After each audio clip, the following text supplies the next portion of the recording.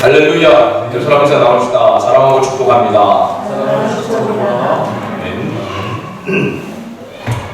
공의롭게 판단하라. 마지막 절 끝부분에 나오는 이 말씀에 의지해서 말씀을 나누고자 합니다.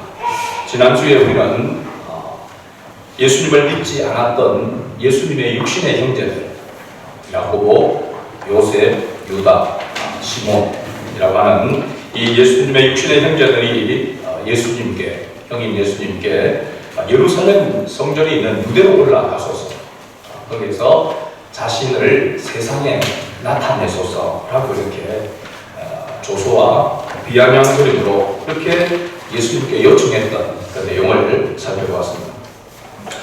예수님의 육신의 형제들의 이 요청에 예수님은 8절에 7장 8절에 보니까 너희는 명절에 올라가라. 이 명절은 어떤 명절이었습니까?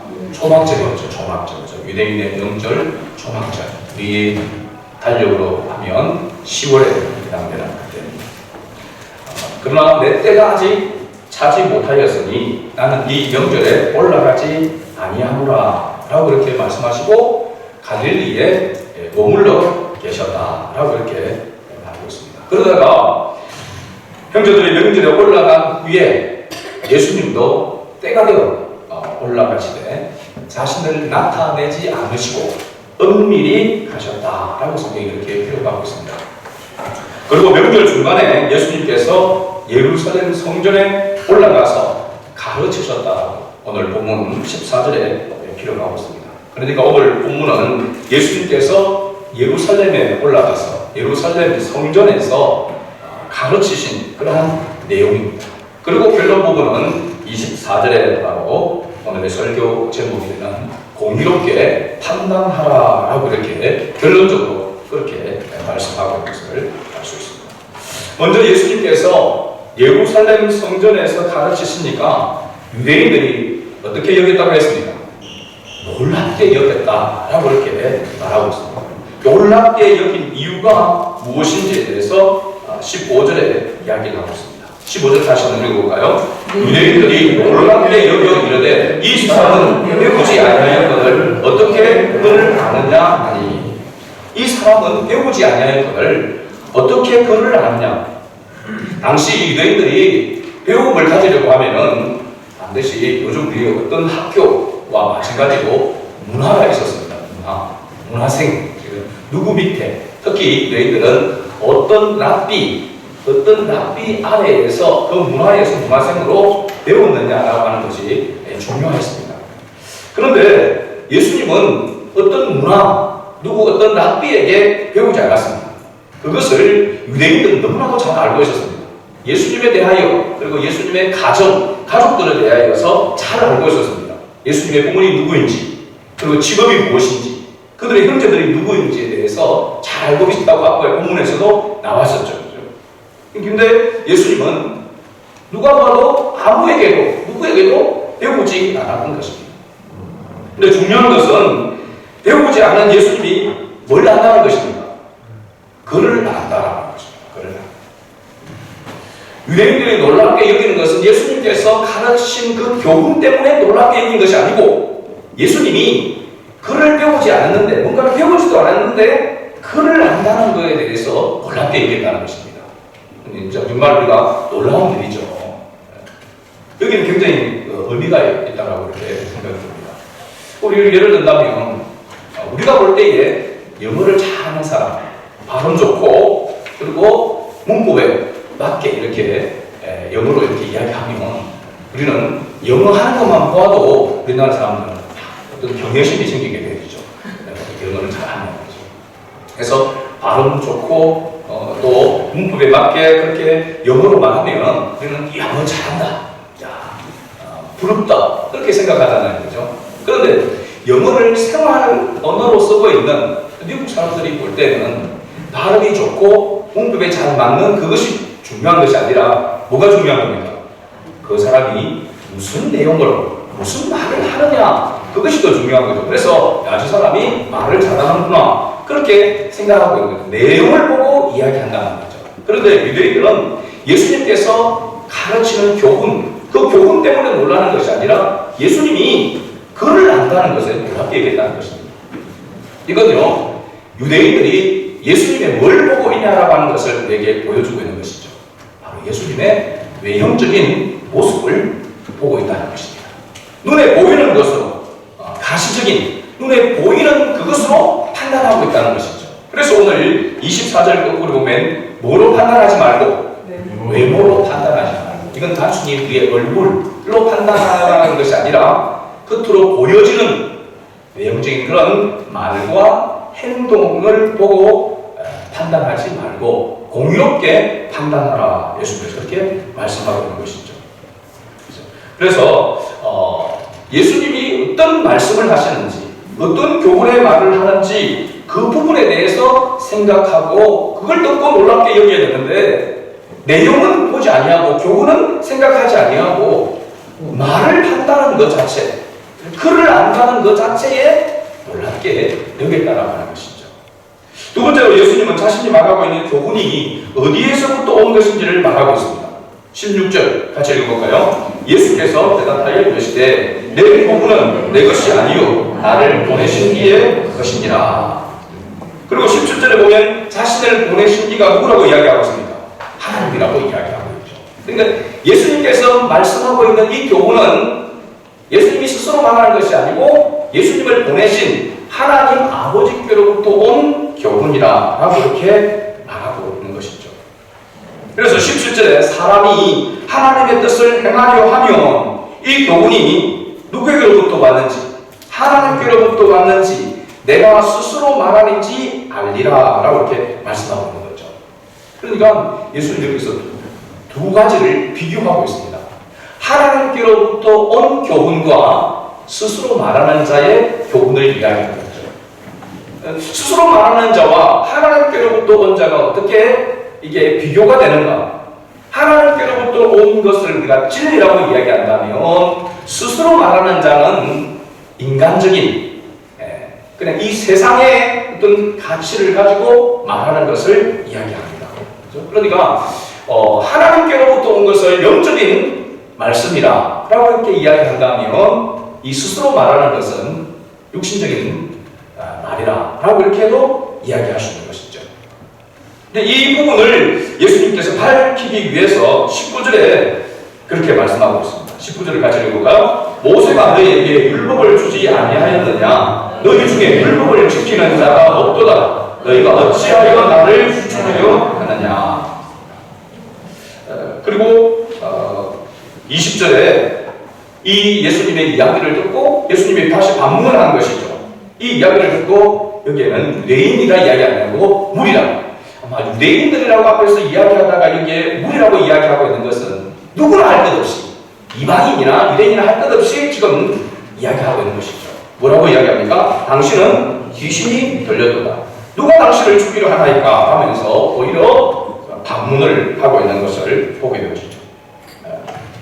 우리들은 먼저 자신들이 율법을 얼마나 준수하고 있는데 율법을 지키는 자가 없다라고 하는 이 말. 유대인들, 그 대표적으로 보면 유대인들이라고 할 수 있습니다. 유대인들은 특히 지금 예수님께 여기 와 있는 사람들은 유대인들 중에서도 좀 지도급에 있는 사람, 율법을 공부하고 그 율법을 가르치는 그런 사람들이라고 할 수 있습니다. 그 사람들이 얼마나 율법을 철두철미하게 지키고 있는데 너희가 모세로부터 온 율법을 지키는 자가 없다라고 이야기하고 있습니다. 어떻게 보면 너희 중에 율법을 지키는 자가 한 사람도 없다 이 말이. 그러니까 발끈하게 되어진 것이죠. 그러면서 또 자기를 죽이려고 한다라고 이야기하니까 우리가 자기들이 예수님을 죽이려고 한다는 그 이야기를 들을 때에 또 발끈하게 되어진 것이죠. 자기들은 죽이려고 생각하지 않는데 죽이려고 생각하고 있다라고 하는 말. 근데 보면 예수님께서 여기서 너희들이 율법을 지키는 자가 없다라고 이야기하고 있는 것은 진짜 율법을 아예 안 지키고 있는 것일까요? 아니면 잘못 지키고 있는 것일까요? 말 것 없이 우리가 볼 때 너희들은 철두철미하게 율법대로 살아가는 그런 사람들입니다. 그리고 가르치는 사람들입니다. 그런데 율법을 지키지 않는다라고 하는 것은 예수님이 보실 때에 그들은 율법을 제대로 지키고 있지 잘못 지키고 있다라고 하는 것이죠. 이게 우리가 신앙생활하는 가운데서도 적용되는 그런 부분입니다. 우리가 열심히 하나님을 예배한다고 모이고 또 주님을 위해서 우리가 봉사하고 헌신한다고 하는 그 일들이 주님이 보실 때는 잘못된 것일 수도 있다라고 하는 것입니다. 잘못된 것일 수 있어요. 그래서 우리는 예배를 드리고 있는데 예배하지 않는다. 나를 예배하지 않는다. 헌신하고 봉사하고 있는데 너는 아무것도 하지 않는다. 라고 하는 그런 의미가 될 수 있는 것이죠. 예를 들어 본다면 우리 노예에도 지금 그런 비슷한 일이 있지만은 당회원들이, 장로님들이, 여러분들이 모여서 회의를 합니다. 밤새도록 머리를 싸매면서 지혜를 모으고 이렇게 밤을 새도록 회의를 합니다. 근데 그 회의 내용이 뭐냐면 우리 목사님이 이제 10년이 되어졌는데, 우리 교회원신지 10년이 되어졌는데 이제 좀 더 지나면 20년이 되어지면 원로 목사가 되어지면 원로 목사에게도 사회도 나가야 되고 또 그런 부분이 있어서 재정적으로 힘들어지게 되어지고 또 목회자가 한 10년 한 교회에서 설교하게 되면 어떤 그 신성감이 떨어지니까 목사님을 교체를 해야 되겠다. 그런 마음으로 이제 하나가 되어져서 어떻게 하면 교회를 좀 조용히 완만하게 이 문제를 해결해서 지혜롭게 이 문제를 처리할 것인가 라고 하는 이런 고민으로 지혜를 보기 위해서 밤새도록 회의를 했다는 거예요. 예를 든다면 그러면은 하나님 보시기에 이것이 너희들이 수고했구나. 밤새 지혜를 보고 잠도 자지 아니하고 그렇게 머리를 싸면서 지혜를 보기 위해서 그렇게 고생했구나.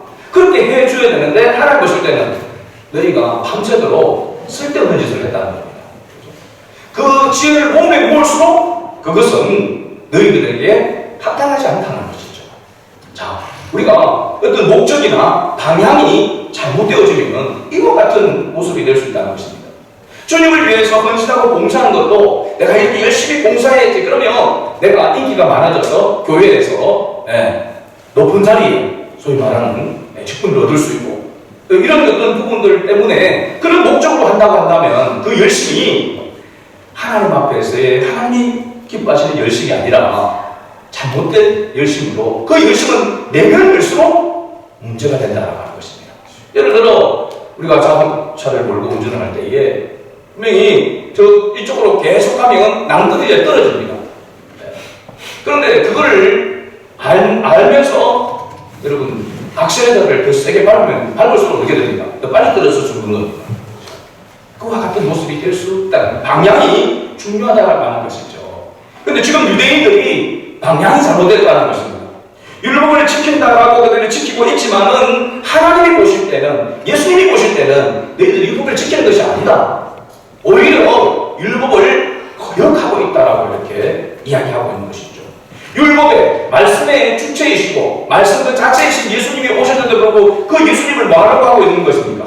죽이려고 하고 있는 것이죠. 그들은 지금 엄청난 열심을 가지고 있습니다. 그래서 저게 정말 메시아인가? 그죠? 그 예수님에 대하여 조사하고 그 모든 것들을 일거수일투족을 지금 살피면서 대단한 열심으로 예수님을 지금 따라다니고 조사를 하고 있는 거죠. 그러면서 예수님을 그들은 자기들의 생각과 맞지 않다라고 하여 미워하고 죽이려고 하고 있다는 것입니다. 그런데 이것이 언제부터 이렇게 유대인들이 이런 마음을 가지게 되었느냐라는 것이죠. 오늘 본문 말씀을 보면 예수님께서 한 가지 그 일 때문에 21절에 같이 읽어볼까요? 21절. 예수께서 대답하여 이르시되 내가 한 가지 일을 행하면 너희가 다 이로 말미암아 이상히 여기는도다. 예수님께서 생각하신 한 가지 일, 이 일로 인해서 그들이 이상하게 여기고 그 이상함이 무엇으로 변했느냐면 예수님을 미워하고 더 나아가서 예수님을 죽이려고까지 했다는 것입니다. 자, 그렇다면 여기서 한 가지 예수님 행하신 일이 뭘까요? 무엇이었습니까? 뭐라고 생각합니까? 지금까지 앞으로 우리가 생각해보면 앞부분에 있었던 일들을 보면 뭘까요? 오병이 엽기적일까요? 바다 위에 폭풍을 잠재하게 한 일일까요? 여러분, 요한복음 5장으로 가서 보면 확인을 할 수 있습니다. 요한복음 5장에 있었던 이 일입니다. 요한복음 5장에 보면 이때도 유대인의 명절이 되어 예수님께서 예루살렘으로 올라가셨습니다. 예루살렘에 있는 양문 곁에, 양을 출입하는 양문 곁에 히브리 말로 베데스다라고 하는 곳이 있었죠. 거기 행각 5수 있고 그 안에 많은 병자들이 있었습니다. 그 가운데 특히 38년 된 병자가 있었는데 예수님께서 이 38년 된 병자를 고쳐주셨습니다. 그죠? 이 일을 행한 사건을 이야기하고 있습니다. 38년 된 병자를 고쳐준 사건. 38년 된 이 병자를 예수님이 고쳐주신 이 사건이 왜 중요한 사건인가? 왜 이 일로 인해서 이상히 여기고 지금 이 사람들이 예수님을 미워하고 죽이려고까지 하고 있는가? 이 고쳐주신 날이 언제였습니까? 안식일이었습니다. 요한복음 5장 16절에서 18절 말씀을 한번 확인을 하고 보겠습니다. 요한복음 5장 16절에서 18절 찾았으면 같이 읽어보겠습니다. 그러므로 안식일에 이러한 일을 행하셨다 하여 유대인들이 예수를 박해하게 된지라. 예수께서 그들에게 이르시되 내 아버지께서 이제까지 일하시니 나도 일한다 하시네. 유대인들이 이로 말미암아 더욱 예수를 죽이고자 하니 이는 안식일을 범할 뿐만 아니라 하나님을 자기의 친아버지라 하여 자기를 하나님과 동등으로 삼으심이더라. 아멘. 자, 유대인들이 38년 된 병자를 고친 이 예수님에 대하여 박해하고 죽이고자 한 이유가 예수님이 뭘 범했다는 겁니까? 안식일을 범했다는 것입니다. 그 안식일을 범한 것이 무슨 일이죠? 38년 된 병자를 고친 일을 이야기하고 있습니다. 그나가서 그래서 예수님이 38년 된 병자를 누가 이 세상의 그 어떤 것으로도 고칠 수 없는데 예수님이 고쳐졌다. 그래서 예수님이 자기가 하나님의 아들, 메시아라고 하는 것을 나타내기 위해서 이와 같은 기적을, 표적을 행하신 것이죠. 근데 예수님이 하나님과 동등하다. 내가 하나님께로부터 왔다. 라고 이야기하니까 이 사람들은 예수님을 미워하게 되죠. 오늘 여기에 요한복음 5장에서 보게 되면 박해함. 더 나아가서 예수님을 죽이고자 하고 있다. 이때부터 시작해서 지금 요 7장에 이르기까지 이 유대인들은 예수님에서 더 치밀하게 조사하고 예수님의 하시는 그 말씀들을 살피면서 어떤 흠을 잡아서 예수님을 코너에 몰아넣어서 예수님을 죽이려고 했던 그런 혈안이 되어져 있는 그와 같은 모습 가운데 있었다라고 하는 사실이죠.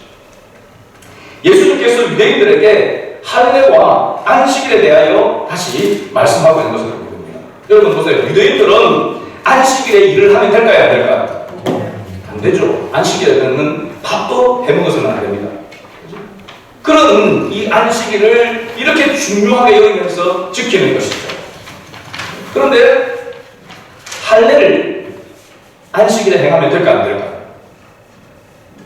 안식일에는 아무것도 하면 안 됩니다. 그죠? 근데 할례가 뭔지를 아죠? 그죠? 할례를 행하는 일을 안식일에 하면 될까 안 될까요? 원래는 안 되겠죠. 안식일을 지키려고 하는 거죠. 근데 유대인들이 지금 안식일에 할례를 행하고 있습니까? 아니고 있습니까? 안식일에 할례를 행하고 있습니다. 자, 모세의 율법에 할례를 행하라고 했습니다. 남자아이가 태어난 지 며칠 만에 8일째가 되면은 반드시 할례를 행해야 됩니다. 이게 누구의 법입니까? 모세가 그들에게 준 율법입니다. 모세가 줬다는 것은 모세 개인이 준 것이 아니고 하나님께서 주신 율법이죠. 자, 그러면 안식일에 아무 일도 안 하고 쉬어야 된다라고 하는 것도 하나님의 법이고 할례를 태어난 지 8일째 할례를 행해야 되는 것도 하나님의 법입니다. 근데 아이가 하나님의 은혜 가운데에서 늘 금요일 해지기부터 시작해서 안식일에 들어가죠. 유대인들 안식일은. 그거 전에 금요일 날 해지기 전에가 8일째가 되어지면은 안식일 날 할례를 안 해도 되는데 태어났는데 하필이 8일째가 안식일이다. 안식일이 왜 8일째가 되니까 이거 할례를 행해야 되느냐 말아야 되느냐 이거까지 갈등이 생기게 되는 거죠. 그래서 이 법을 어떻게 지켜야 되느냐에 대해서 오늘 유대인들이 이야기를 하고 있는 것에 대해서 예수님이 말하고 있는 것이죠. 두 가지의 어떤 그런 부분이 있습니다. 안식일 날에 할례를 행하는 이 일에 대해서. 하나는 뭐냐면, 할례 제도는 모세가 있기 전에 할례 제도는 하나님께서 누구에게 먼저 말씀하신 것이냐면 아브라함에게 이야기했습니다. 기억납니까 여러분? 아브라함 때부터 할례를 행하도록 했습니다. 할례를 행하는 이유가 뭐였죠? 너희가 나와의 언약을 맺어 나는 너희의 하나님이 되고 너는 나의 백성이 된다라고 하는 언약의 상징이 바로 할례였던 것입니다. 그런데 유대인들이 생각할 때는 이 할례의 법은 모세가 우리에게 주기 이전에 있었으니까 이 할례는 안식일에 행해도 된다라고 그들이 생각하는 것입니다. 그래서 하고 있는 것입니다. 또 다른 하나는 뭐냐면 굳이 왜 8일째 되는 날 꼭 해야 되느냐? 해야 되는 이유가 그들에게 있었습니다. 그건 뭐냐면 유대인들은 이게 할례가 언약의 상징적인 의미뿐만 아니라 건강적으로도 육신적으로도 난지 8일째에 할례를 행해야만 질병의 예방과 건강에 유익이 있다라고 그들이 생각한 것입니다. 그렇기 때문에 다른 건 몰라도 이 할례 난지 8일째 된 날이 안식일을 할지라도 비록 할례를 행했던 것입니다. 이해가 됐습니까? 그래서 할례를 행할 수밖에 없는 그런 가운데 있었던 것이죠. 여기서 중요한 것은 유대인들이 이러저러한 이유로 안식일에 할례를 하기로 판단한 것이 하나님께로부터 온 것이 아니고 그들 스스로 정한 것이라고 하는 사실이죠. 그래서 18절에 예수님께서 스스로 말하는 자라고 했던 것입니다. 스스로 말하는 자. 자기들이 판단을 해서 그렇게 하기로 정한 것입니다. 하나님께로부터 온 교훈과 스스로 말하는 자의 교훈은 비슷한 것 같이 보이지만 서로 반대가 된다고 하는 사실이죠. 이유는 특징이 다릅니다. 스스로 말하는 자의 교훈은 뭐만 구한다고요? 예수님이 말하고 있습니다. 자기 영광만을 구하고 율법을 지키지 아니한다라고 예수님이 말씀하십니다. 반대로 하나님께로부터 온 교훈은 보낸 이의 영광을 구하고 참되며 그 속에 뭐가 없다? 무리가 없다라고 이렇게 말하고 있습니다. 23절에서 예수님은 이렇게 말씀합니다. 23절을 같이 읽어봅니다. 모세의 율법을 범하지 아니하려고 사람이 안식일에도 할례를 받는 일이 있거든 내가 안식일에 사람의 전신을 건전하게 하는 것으로 너희가 내게 노여하느냐. 자, 예수님 보십시오. 여러분, 질병의 예방, 건강상의 유익을 위해서 꼭 8일째. 여러분, 우리나라 사람들은 8일째 할례를 행하나요? 그죠? 건강의 유익을 위했다고 해서 남자들이 할례를 포용수술을 이렇게 하지만 태어난 지 8일째 수술을 하는 하는 그게 없습니다. 그런데 굳이 유대인들이 그렇게 이야기하고 있는 것은 이것이 건강에 질병 예방과 건강에 굉장히 유익하다라고 생각하는 것이 앞서 있었기 때문에 자기들이 판단을 그렇게 한 것입니다. 자, 그렇다면 앞으로 어떤 질병이 걸릴지 알지도 못하는 가운데서 예방 차원에서 또 좀 건강에 유익함이 있다고 해서 굳이 안식일임에도 불구하고 그 안식일에 할례를 행했던 그 사람들. 그러면 예수님은 안식일에 뭐 했습니까? 38년 된 병자. 도저히 어느 누구도 고칠 수 없는 가망성이 전혀 없는 그 사람의 전신을 고쳐주셨다는 사실. 이 말은 여러분 예수님이 전신을 고쳐준 일이 안식일에 그러면 너희들이 예방 차원에서 건강에 유익이 있다고 해서 행하는 할례 어느 것이 더 가치 있느냐? 따지면 어느 것이 더 가치 있는 것입니까? 생명을 살리는 것. 생명을 살리는 것. 그죠? 육신을 살릴 뿐만 아니라 영혼까지 살리는 그 일이 더 중요하다고 이야기하고 있는 것이죠. 굉장히 중요한 것입니다. 외형적으로 나타나는 그 건강에 대한 그런 부분도 너희가 중요하게 여겨서 안식일에 행하면 안 되는 할례를 너희가 행하고 있으면서 내가 안식일에 38년 된 병자를 고쳐준 그 일로 인해서 너희가 이상히 여기면서 나를 미워하고 나를 죽이려고 하느냐? 이것이 하나님의 법에 합당하냐? 예수님께서 그렇게 반문을 하고 있는 것입니다. 예수님께서 유행을 하여 육신의 질병 예방과 건강상의 유익을 위해서 안식일에도 할례를 행하면서 38년 된 병자를 전신을 건전하게 한 것으로 너희가 내게 노여워하느냐? 라고 그렇게 반문하면서 결론적으로 외모로 판단하지 말고 공의롭게 판단하라 라고 이렇게 말씀하셨습니다. 자, 그렇다면 결론적으로 공의롭게 판단하는 것은 어떤 기준에 의해서 판단하는 것인가 우리가 생각해 봐야겠죠. 그냥 공의롭게 판단하라 라고 한다면 너무나도 막연하고 너무나 추상적이잖아요. 그렇죠? 자, 다시 앞에서 제가 질문을 드렸죠. 안식일을 지키는 것과 할례를 행하는 것 중에 어느 것을 지켜야 할까요? 두 개 다 하나님의 뜻입니다. 그렇잖아요. 두 개 다 하나님의 법이에요. 안식일에 할례를 행하는 것을 잘못되었다라고 예수님께서 지금 말하고 있는 겁니까? 아니에요. 안식일에 할례를 행하는 것은 건강을 위해서 그리고 또 언약의 백성으로서 그 일은 중요한 그런 일이기 때문에 예수님도 안식일에 할례를 행하는 것 자체를 예수님께서 허물로 또 법을 어긴다라고 이렇게 말하지 않았습니다. 중요한 것은 율법의 정신을 너희가 생각하고 있지 않다는 것입니다. 율법 그 자체, 그 문자적인 율법의 그 규칙 그 자체를 지키려고 너희가 노력을 하고 있는데 그 법의 정신, 율법의 정신을 너희가 잊어버리고 있다는 것입니다. 자, 예수님께서 마태복음 5장 17절에서 이렇게 말씀하셨습니다. 내가 율법이나 선지자를 폐하러 온 줄로 생각하지 말라. 폐하러 온 것이 아니요 뭐하려 함이라? 완전케 하려 함이라. 지금 유대인들은 서기관과 바리새인들은 율법 그대로 지키려고 몸부림을 치고 있고 철저하게 11조를 드리고 철저하게 하나님 앞에 헌물을 드리면서 안식일을 지키려고 부득이 노력하고 있습니다. 그런 그들을 향하여서 예수님은 너희들이 그리 지키는 그것이 그것 자체가 중요한 것이 아니라 그것에 무엇이 더 있어야 하느냐. 율법을 준 그 율법의 정신을 너희가 버리고 율법 그 자체만 매여 너희가 있구나. 그래서 자유함이 없고 더 나아가서는 그렇게 지키면 뭐 할 수 있다고 생각합니까?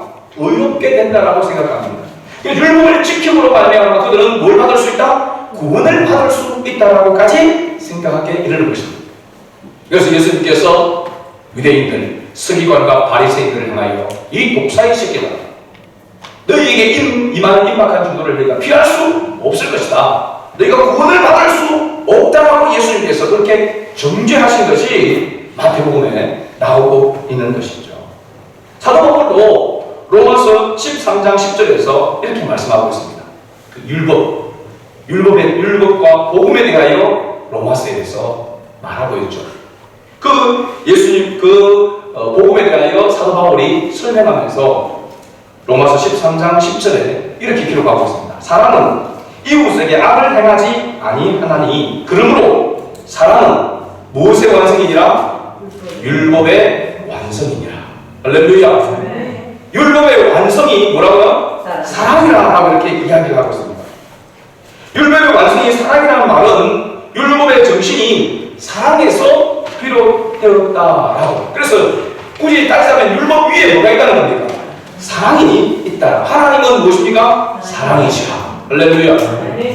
율법 자체를 지키려고 안식일에 사람이 죽어가도 그 사람을 치료하지 않는 것은 안식일을 제대로 지키는 것이 아니다. 그러니까 법으로 생각하면 아무 일도 하지 않는 것이 안식일을 지키는 것 같이 보여지지만 생명을 살리는 것, 생명이 더 귀하기 때문에 안식일을 할지라도 생명을 살리는 것에 힘써야 된다. 유대인들이 주일날 짐승이 새끼를 낳습니다. 그럼 새끼를 낳으면 그걸 봐줘야 되잖아요. 그러면 죽게 됩니다. 그래서 이 사람들은 다른 건 몰라도 안식일에도 짐승이 새끼를 하면 그것도 받아준 거예요. 왜? 자기들에게 뭐가 있기 때문에, 유익이 있기 때문에 그렇게 한 것입니다.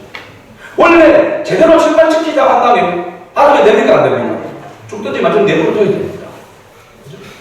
그런데 자기들의 유익을 위해서는 그걸 그렇게 법을 어기까지 하면서 이는 생명을 살리는 것이기 때문에 돌봐줘야 된다라고 이야기하는 것이죠. 또 부모에게 효도하고 공경하는 것도 있죠. 야, 이건 부모님 앞에 드려야 되는 거지만 하나님 앞에 드림이 되어졌다. 먼저 하나님 앞에 드리는 것입니다. 이건 하나님 앞에 바치는 것이라고 하면 부모에게 안 드려도 된다라고 생각합니다. 부모가 그걸 정말로 필요한데 부모에게 해줘야 되는데, 예를 들면 어떤 돈을 용돈을 부모에게 드려야 될 분이다. 이건 하나님 앞에 바치기로 된 것이기 때문에 드릴 수가 없습니다. 이렇게 한단 말입니다. 부모에 대한 공경이 정말 마음에서 우러나는 공경이 없었다라고 하는 것이죠. 이 부분에 대해서 예수님께서 지금 질책을 하고 있는 것입니다. 생명을 살리는 것, 그거보다 더 중요한 것은 없다. 육신의 생명도 그렇게 중요한데 영혼을 살리는 것, 그것은 더 중요한 것이다. 여러분, 예수님께서 왜 38년 된 병자를 고치시고 왜 물고기 2마리와 보리떡 5개로 수많은 사람들을 먹이는 그런 표적을 나타냈을까요? 왜 물로 포도주를 만들었을까요? 왜 안전병에 죽은 사람 나사로를 살렸을까요? 이런 표적과 기사를 예수님께서 왜 행하셨을까요? 자기 이름을 뜻하기 위해서, 형제들처럼 만방의 많은 세상 가운데서 예수 그리스도 예수의 이름을 높이기 위해서, 그래서 왕의 자리에 앉기 위해서 예수님께서 행하셨습니까? 아님을 우리는 잘 알고 있습니다. 오히려 우리가 모여서 예수님을 왕으로 삼으려고 하면 예수님 그 자리를 피했습니다. 예수님의 목적은 어디에 있었을까요? 그 표적의 목적, 그것은 영혼을 살리는 것에 있었다라고 하는 사실입니다. 영혼을 살리는 것. 영혼 구원을 위해서 예수님은 하나님께로부터 보냄을 받은 것입니다. 그러니까 사랑의 실천을 하라고 이렇게 요구하고 있는 것이죠. 율법 그 자체에 매이지 말고 그 율법을 주신 율법의 정신인 사랑을 따라 행해야 한다라고 하는 것입니다. 자, 우리가 하나님 앞에 예배드리러 왔습니다. 주일날은 주일을 거룩하게 지켜야 된다고 하는 것이 법입니다. 그런데 하나님을 사랑하는 마음이 없이 우리가 예배의 자리에 와서 예배를 드리고 우리는 예배를 드렸다, 나는 오늘 내 할 일을 다 했다라고 생각하면 착각이라고 하는 것입니다. 주일을 제대로 성수한 것이 아니라고 하는 사실이죠. 하나님의 은혜를 생각하지 아니하고 그 구원의 감격이 없이 하나님을 사랑하는 마음이 없이 하나님 앞에 예배를 드리고 한 시간 예배를 드렸다고 해서 우리의 의무를 다했다고 생각하면 서기관과 바리새인들, 유대인들과 다를 바가 없다는 것입니다. 그래서 적어도 유대인들은 철두철미하게 지켰습니다. 주일날 어디에 다른데 어디로 가, 어디에 놀러 가, 어디에 다른 어떤 모임에 가, 택도 없죠. 그렇게 철두철미하게 지키면서도 예수님은 그들을 향하여서 이 독사의 새끼들이라고 했습니다. 율법을 지키지 않는 자들이다 라고 이렇게 이야기하는 것이죠. 그럼 오늘 우리는, 여러분, 이 유대인들과 비교한 우리는 유대인들은 아브라함부터 시작해서 혈통적으로 그들은 구원함을 받은 백성이라 생각하는 그 자부심을 가지고 살았는데, 여러분, 우리는 예수 그리스도를 통하여서 변하지 아니하는, 없어지지 아니하는 완전한 하나님의 자녀로서 우리가 선택함을 받고 또 하나님의 자녀가 되었습니다. 이 은혜를 우리가 받은 것이에요. 이 은혜를 받은 우리가 하나님을 사랑하는 마음이 없이 예배하고 봉사하고 헌신한다고 한다면 그것은 합당하지 않다라고 하는 사실이죠. 그러면 예배하고 헌신하고 봉사하는 그 목적이 어디에 있어야 되느냐? 사랑의 실천의 목적이 있어야 한다는 사실. 하나님의 사랑으로 예배를 드리고 하나님의 사랑으로 봉사해야 된다는 것입니다. 더 나아가서 하나님의 사랑을 가장 최고로 가치 있게 실천하는 것이 무엇이냐는 겁니다. 그거는 바로 예수님이 우리에게 보여주셨던 것처럼 영혼을 구원하는 것입니다. 여러분, 직장을 다니는 것도, 공부를 하는 것도, 여러분, 가정을 세워가는 것도, 그 모든 것에 있어서의 목적은 영혼을 구원하는 일에 초점이 맞춰져야 하는 것입니다. 여러분이 돈을 벌었다고 해가지고 그 돈이 내 것이다 라고 생각한다면 그건 하나님의 자녀로 합당하지 않은 것이죠. 하나님께로부터 왔다라고 생각한다면 하나님을 위하여 하나님의 영광을 위해서 또한 사용해야 하는 것입니다. 우리가 얼마나 꼼꼼해 인색하고 주님을 위하여서 또 구제하고 사랑을 실천하는 그 일에 얼마나 물질을 잘 사용하고 있는가 돌아봐야 되죠. 우리의 시간을, 우리의 육신을 어떻게 주님이 기뻐하는 그 목적대로, 그 방향대로 우리가 잘 사용하고 있는가 우리가 생각해 보아야 하는 것입니다.